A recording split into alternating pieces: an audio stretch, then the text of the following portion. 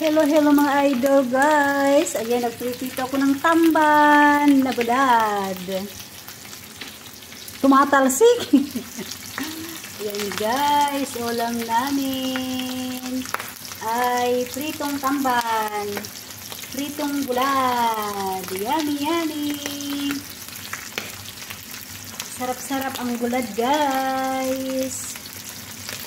Siguradong mapadami ako ng kanin nito guys. Makakadama ko yung loto yan ah. Yummy.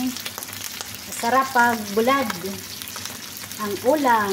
Tapos magkilo ng kamatis. Ayos na. Lalo na pag may